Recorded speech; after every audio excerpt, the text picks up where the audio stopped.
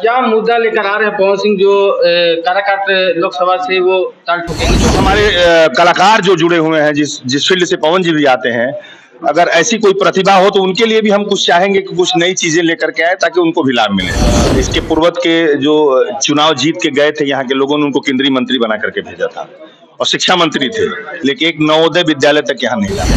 किस पार्टी से लड़ेंगे? देखिए, मैं फिर दोहरा रहा हूँ कि पवन जी किसी भी पार्टी से चुनाव नहीं लड़ रहे हैं। पवन जी निर्दल कैंडिडेट है। पूरे भारत वर्ष की मीडिया की नजर काराकाट लोकसभा सीट पे पड़ा है। सबसे हॉट सीट बना हुआ है पवन सिंह का नाम आने के बाद यहाँ पे।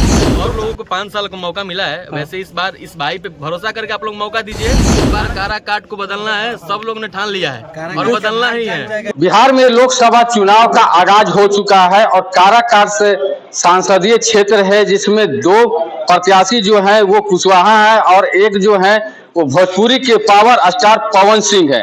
पावर स्टार कहे जाने वाले पवन सिंह के समर्थन में कुछ लोग यहाँ पर डेहरी ऑन सोन में आए हैं। हम उनसे बात करेंगे क्या मुद्दा रहेगा जो लोकसभा काराकाट लोकसभा क्षेत्र से जो पवन सिंह जो है वो ताल ठोकेंगे। क्या मुद्दा लेकर आ रहे हैं पवन सिंह जो काराकाट लोकसभा से वो ताल ठोकेंगे? देखिए, पवन जी का एक मुद्दा है विकास। नए लोकसभा बनने के बाद 3 बार यहाँ चुनाव हो गया, ये चौथा चुनाव है और ये चौथा चुनाव है और 3 टर्म जो चुनाव लड़के जीत करके यहाँ से गए हैं, ये किसी से छुपा नहीं है कि उन्होंने काराकाट की जनता के लिए क्या किया है। जो मूलभूत अधिकार है, जो मौलिक अधिकार है यहाँ के लोगों को, उससे वो लोग वंचित रहे हैं। बहुत सारी ऐसी चीजें हैं जो सरकारी योजनाएं हैं, चाहे और भी कोई योजनाएं हो, लेकिन उससे काराकाट की जनता कभी काराकाट की जनता को मिला नहीं है। पवन जी का एक लक्ष्य है कि काराकाट की जनता को एक अच्छा अस्पताल, एक अच्छा स्कूल, कोई आईटी का कोई एक बड़ा कॉलेज, एक बड़ा स्टेडियम और जो हमारे कलाकार जो जुड़े हुए हैं जिस फील्ड से पवन जी भी आते हैं, अगर ऐसी कोई प्रतिभा हो तो उनके लिए भी हम कुछ चाहेंगे कि कुछ नई चीजें लेकर के आए ताकि उनको भी लाभ मिले। और हम जल्द ही एक घोषणा पत्र पवन जी के ऑन बिहाफ हम मीडिया को सौंपेंगे। जैसे ही उनके आगमन का डेट हम फाइनल आज या कल में कर लेते हैं तो पवन जी का एक 10 पॉइंट हम लोग नोट किए हैं। वह मुद्दा क्या होगा काराकाट के लिए करना क्या चाहते हैं, वो प्रॉपर रोड मैप तैयार है, उसको हम जल्द ही मीडिया के सामने रखेंगे घोषणा पत्र मीडिया। सबसे बड़ा मुद्दा यहाँ पर रेल कारखाना का जो डालमिया नगर है, जो कई वर्षों से ये बंद पड़ी हुई है। देखिए, इसके पूर्वत के जो चुनाव जीत के गए थे यहाँ के लोगों ने उनको केंद्रीय मंत्री बना करके भेजा था और शिक्षा मंत्री थे, लेकिन एक नवोदय विद्यालय तक यहाँ नहीं ला पाए। वो चाहते तो यहाँ का रेल के कारखाना जो स्थिति जिस स्थिति में वो उस स्थिति में नहीं रहता। यहाँ जो स्कूल कॉलेज की जो स्थिति और हालात है उस स्थिति में नहीं रहता। उन लोगों ने कुर्सी बचाने के चक्कर में कभी इस पार्टी में, कभी उस पार्टी में, कभी इस राजनीतिक दल में, कैसे उनका लक्ष्य केवल रहा है कि कुर्सी कैसे बचेगी। वह लोग चुनाव लड़े हैं अपनी कुर्सी बचाने के लिए। उनको जनता के विकास से कोई लेना देना नहीं था। वह चाहते तो यहाँ कॉलेज भी होता, वह चाहते तो यहाँ की जो बंद बड़ी फैक्ट्री वो भी चालू हो जाती, ये कारखाना इस स्थिति में नहीं रहता। सड़कें हम आ रहे हैं, सड़कों की स्थिति वही है।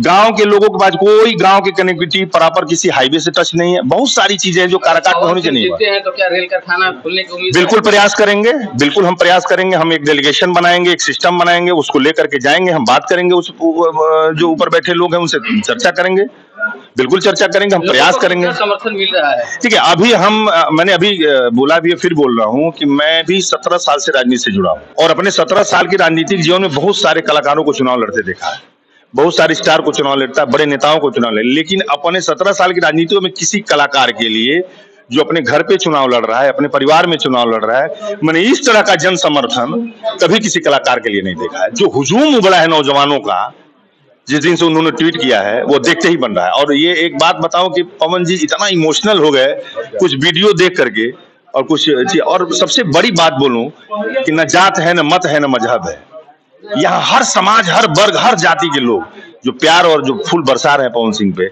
उस शब्दों से उसका बयान किया ही नहीं जा सकता। किस पार्टी से लड़ेंगे? देखिए, मैं फिर दोहरा रहा हूँ कि पवन जी किसी भी पार्टी से चुनाव नहीं लड़ रहे हैं। पवन जी निर्दल कैंडिडेट हैं, उनका किसी राजनीतिक दल से कोई लेना देना नहीं है। जो लोग भी अफवाह उड़ा रहे हैं पवन जी इस दल से आ रहे हैं, पवन जी उस दल, ये सारा अफवाह है, कहीं से कोई इसमें सच्चाई नहीं है। पवन जी निर्दल चुनाव लड़ रहे हैं। भोजपुरी के कई कलाकार हैं, जैसे मनोज तिवारी हुए, दिनेश लाल निरहुआ हुए, रवि किशन हुए, अब पवन सिंह जो पावर स्टार कहे जाने, अब वो भी चुनावी मैदान में आ रहे हैं। तो क्या लगता है कि अगर चुनाव जीतेंगे तो वो फिल्म का काम छोड़ देंगे या कलाकारी छोड़ देंगे? देखिए एक चीज मैं बताऊं, हर व्यक्ति अपने फील्ड से आता है। पवन जी को नाम और शोहरत दिया है भोजपुरी की फिल्मों ने, भोजपुरी के गायक ने, और ये जितने श्रोता जिनको सुन करके इतना बड़ा बनाया है। लेकिन एक बात जरूर कहूंगा और विश्वास के साथ कहूंगा कि पवन सिंह चुनाव लड़ेंगे। पवन सिंह के चुनाव लड़ने और जीतने के बाद अगर काराकाट की जनता ने उनका आशीर्वाद दिया तो आप कहीं यह महसूस नहीं करिएगा कि पवन सिंह काराकाट की जनता के लिए समर्पित नहीं है।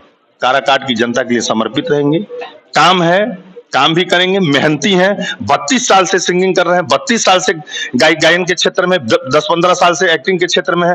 पवन सिंह अपने काम से मोहब्बत करते हैं। कुछ लोगों का कहना है कि अगर पवन सिंह जीते तो वो नचनिया है, बजनिया है, वो काराकाट से जीतेंगे तो वो विकास नहीं करेंगे। देखिए ऐसे लोगों से तो मैं यही सवाल करूंगा कि बहुत बड़े बड़े लोग और बहुत बड़े बड़े कलाकार जिस शब्द से ये लोग संबोधित कर रहे हैं, नचनिया है, बजनिया है, तो मैं सिर्फ उनको इतना जवाब दूंगा कि नाच बाजा भगवान श्री कृष्ण और राम ये किसी से छुपा नहीं है, सबने देखा है। जब भगवान नाच गाना किए हैं तो हम तो आदमी है। और दूसरी चीज सबके पास कला है और कला के माध्यम से सबके अंदर कोई ना कोई गुण देते हैं भगवान। आप पत्रकार हैं, हम नेता हैं, कोई कलाकार है, सबके अंदर कोई ना कोई।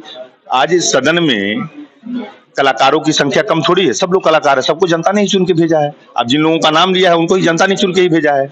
तो ये अमर्यादित भाषा का प्रयोग जो लोग कर रहे हैं, मैं यकीन दिलाता हूं आपको ये चैनल पे आपके कि यहाँ काराकाट की जनता और नौजवान साथी जो इस शब्द का संबोधन किए उनको करारा जवाब देगी। बिहार की पहचान आज पूरे भारत वर्ष की मीडिया की नजर काराकाट लोकसभा सीट पे पड़ा है। सबसे हॉट सीट बना हुआ है पवन सिंह का नाम आने के बाद यहाँ पे।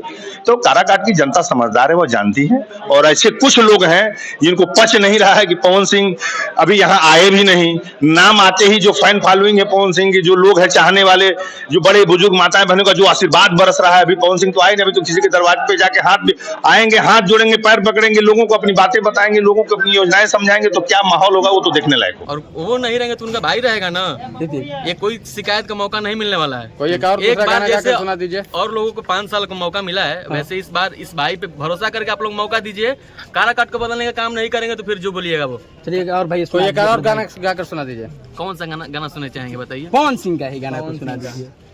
टिकुलिया वाला गाना कि हंसला तो भाग हमर जाग जाए, कि हंसला तो भाग हमर, भैया के लिए मैं गा रहा हूँ। हाँ। जाग जाए कि जा हमरो उमर, अरे तोहरे के लाग जाए।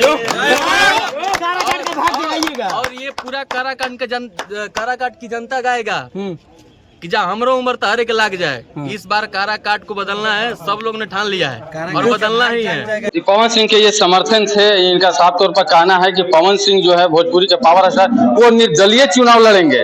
देशवा न्यूज के लिए रोहतास से रुपेश कुमार।